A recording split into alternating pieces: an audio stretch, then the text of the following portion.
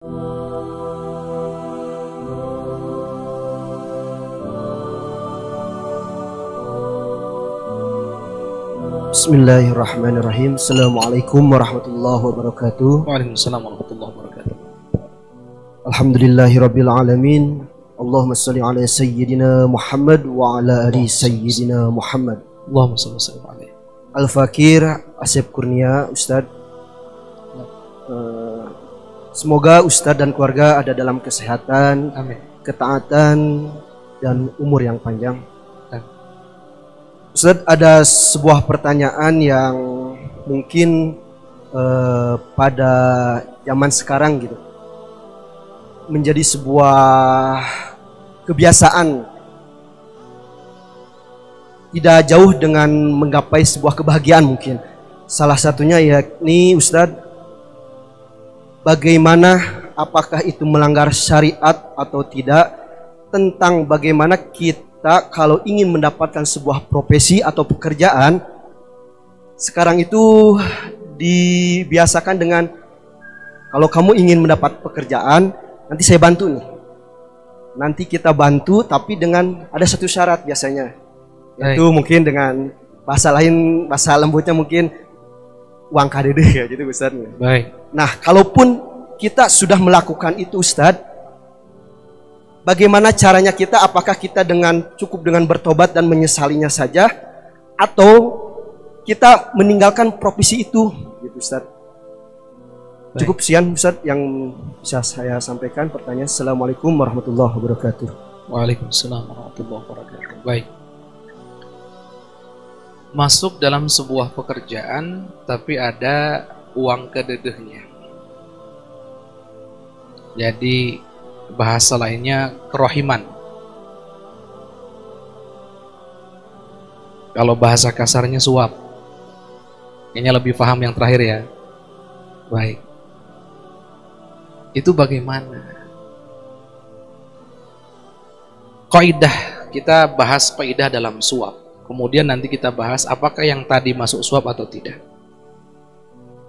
Kaidah suap itu begini. Baginda Nabi pernah bersabda, la'anallah ar-rashi wal murtashi.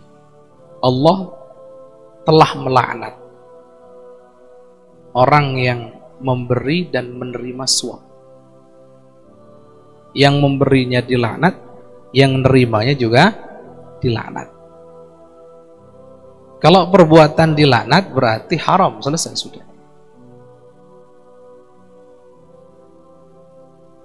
Tapi ada pengecualian.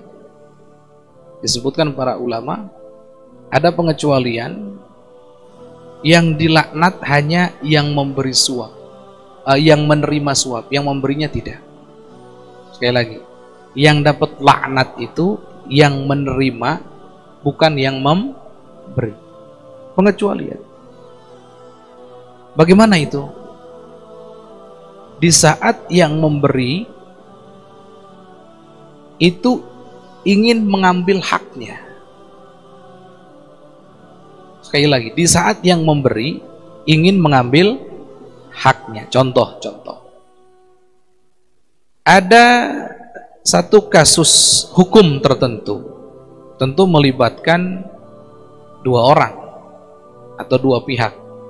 Ada yang menuntut, ada yang dituntut, kan begitu. Ini yang menuntut, yang melaporkan, nggak pengen apa-apa, cuman pengen haknya. Contoh, dia kena tipu 1M. Karena dia kena tipu 1M, maka dia maju ke mahkamah, melaporkan terlebih dahulu, kemudian sampai kepada pengadilan. Dia hanya pengen uangnya, haknya kembalikan, gitu aja. Ternyata ada oknum, entah yang oknum di kepolisiannya atau di mahkamahnya, yang mensyaratkan saya akan menangkan perkara kamu sehingga hak kamu akan kembali, tapi tolong uang kededehnya mana? Nah, contohnya begitu. Akhirnya terpaksa lah, demi haknya kembali, dia mengeluarkan uang kededeh tadi itu.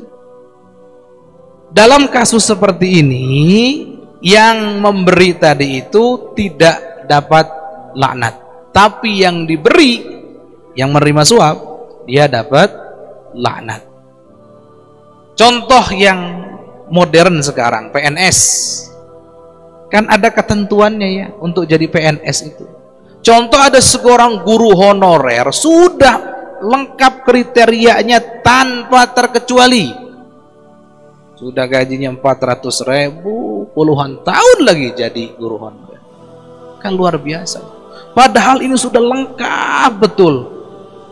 Sudah keahlian, sudah mencukupi, loyalitas sudah mencukupi. Pokoknya semua kriteria lengkap tanpa terkecuali. Menurut peraturan dia harusnya diangkat jadi PNS.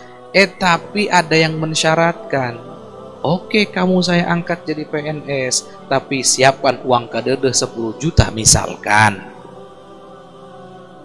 Akhirnya dia mengeluarkan uang 10 juta demi mendapat haknya. Karena dia sudah haknya di situ, pantas di situ. Dalam hal ini, yang mengeluarkan uang tadi itu, si calon PNS yang akan jadi PNS ini, dia nggak dapat laknat. Tapi yang menerima, dapat laknat. Yesus. Nah maka yang tadi sama, kita lihat kasusnya. Tidak semua uang kedede, oh berarti yang ngasih kena laknat, nggak juga. Kalau dia hanya ngambil haknya, dia memang berhak di situ. Kriteria lengkap. Nggak ada yang terzalimi, nggak ada yang digeser, nggak ada yang dipecat, nggak ada. Dia memang layak ada di situ. Tapi dia harus bayar. Dia hanya haknya. Kalau disyaratkan, masuk dalam kategori tadi, dia nggak dapat laknat, tapi yang menerima dapat laknat. Tapi kalau nggak disyaratkan, ada dua nih, nggak disyaratkan, ya pokoknya masuk saja. Dan dia tidak menzalimi siapapun, tidak menggeser siapapun, nggak ada di situ. Setelah selesai diterima, karena dia ini merasa berjasa, ngomong, masa sudah dibantuin nggak inget-inget, misalkan. Kebanyakan kan begitu ya. Saya bantu.